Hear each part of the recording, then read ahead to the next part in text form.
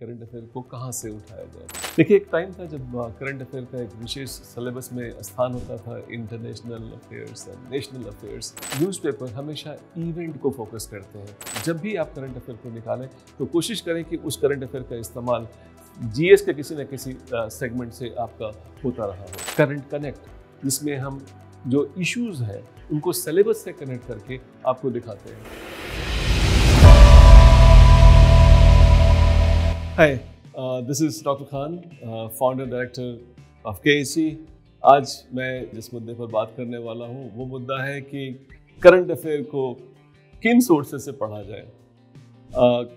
ये समस्या बहुत नई है क्योंकि पहले ज़्यादा सोर्स होते नहीं थे, तो कभी कोई मुझसे पूछने नहीं आता था। जो भी थोड़ी वो चीज़ें जहाँ भी मिल जाती थी वहाँ से इकट्ठा करके बच्चे पढ़ लेते थे।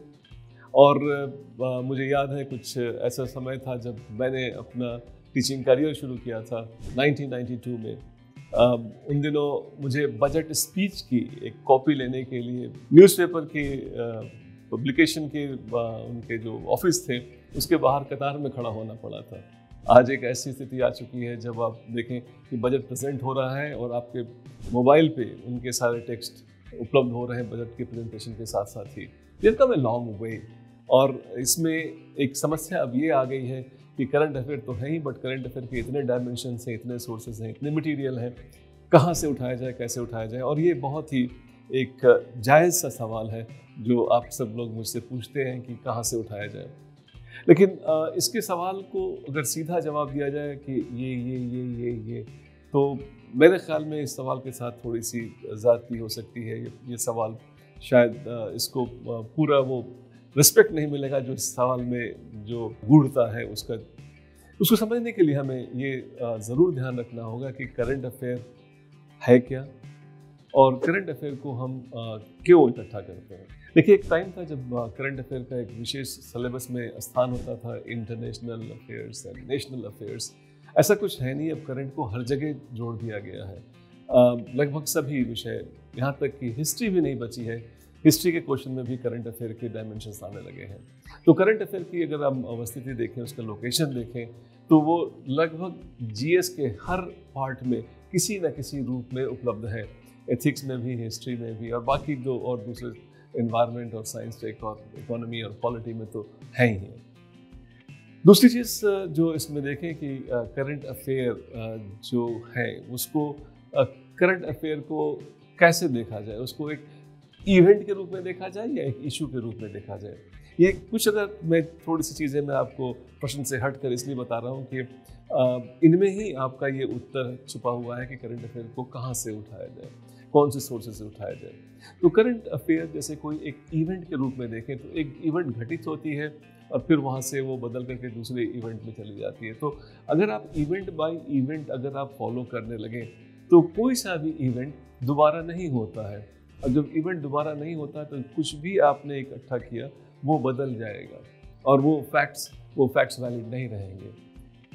मेरे ख्याल में एक करंट अफेयर एक बहती हुई नदी की तरह है जिसमें आप किसी भी नदी में आप दोबारा अपना पैर नहीं रख सकते, वो नदी बह जाती है।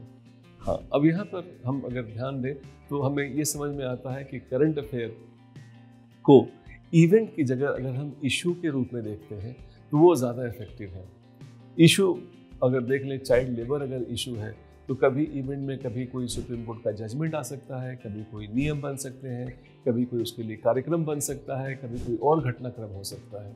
तो ये सारे इवेंट्स हैं। अगर हमने इशू चाइल्ड लेबर का ले रखा है, बाल श्रम का इशू ले रखा है, तो इवेंट अपने आप वहाँ पर लगने लगेंगे। तो अब बताने की यहाँ पर ज़रूरत नहीं है, आपको समझ में आ गई होगी कि करंट अफेयर को अगर हम उठाते हैं तो हम उसके सिलेबस के कंटेंट के दृष्टिकोण से उठाएं, क्योंकि सिलेबस में ही अंतर्निहित है करंट अफेयर। और दूसरी चीज़, उनको हम एक इशू के रूप में देखें जो इशू एक लंबे समय तक शेल्फ लाइफ रहती है। और इसके बाद अगर हम जाएं अपने स्रोतों के ऊपर कि कौन से स्रोत से हम करंट अफेयर उठाएं या उठाना चाहिए हमें, तो वहाँ पर मैं बताना चाहूँगा कि सबसे पहली चीज़ तो आप ये देखें कि उन जो स्रोत हैं उनकी विश्वसनीयता क्या है। क्योंकि आज कल सूचना इतनी ज़्यादा खुल चुकी है कि कुछ भी कहीं से भी कोई भी बोल करके कहीं तक पहुंच जाता है। कभी भी कोई भी सूचना को आप उठाकर देख लें, कई हज़ार लाख मिलियन में व्यूज़ रहते हैं उनको, लेकिन क्या वो सूचना इतने डिपेंडेबल है या नहीं? मैं आपसे आग्रह करूंगा कि आप कोशिश करें कि यथासंभव आप ऐसे सोर्सेस पे जाएं जो कि डिपेंडेबल हैं, और अगर संभव हो सका तो सरकारी स्रोतों पर जाएं, क्योंकि आप ये एग्ज़ाम दे रहे हैं, ये एक एग्ज़ाम गवर्नमेंट सिस्टम के द्वारा कराया जा रहा है। जो सिस्टम के आंकड़े हैं, चाहे वो आपको किसी यूनिवर्सिटी के वेबसाइट पे मिल जाए, या PIB में मिल जाए, या फिर आपको बजट सर्वे में मिल जाए, या फिर गवर्नमेंट की पब्लिकेशन में मिल जाए, वहाँ से अगर आप करंट अफेयर के मुद्दे उठाते हैं, मेरे ख्याल में उनकी विश्वसनीयता बहुत ज़्यादा होती है। या फिर दूसरे ऐसे समाचार पत्र हैं जिनकी अपनी प्रतिष्ठा है, उनका अपना एक वकार है, उनकी एक डिपेंडेबिलिटी है, उनको अगर आप सोर्स बनाते हैं तो वो एक सोर्स हो सकता है। डेफिनेटली मैं चाहूँगा कि जब भी आप करंट अफेयर के मटेरियल उठाते हैं तो उसके लिए आप उनको सोर्स के साथ उठाएं, ताकि आपको भी उसकी विश्वसनीयता का पता होगा, पहली बात। और दूसरी बात, आप उनको जब इस्तेमाल करेंगे तो वो बहुत इफ़ेक्टिव लगेगा लिसनर के लिए भी। और यहाँ पर अगर मोटे तौर पर अगर बताया जाए आपको, तो गवर्नमेंट की वेबसाइट्स एक बहुत अच्छा सोर्स होती है आपकी इन्फॉर्मेशन के लिए करंट अफेयर की। आप मिनिस्ट्री ऑफ एक्सटर्नल अफेयर्स के बारे में देख लीजिए, ministry of environment and forest के बारे में देख लीजिए, यहाँ पे RBI का सोर्स देख लीजिए। यहाँ पे जो भी जानकारी होगी वो बहुत ही विश्वसनीय होगी। नीति आयोग का वेबसाइट देख लें, ये सारे सोर्स हमारे बहुत डिपेंडेबल सोर्स हैं।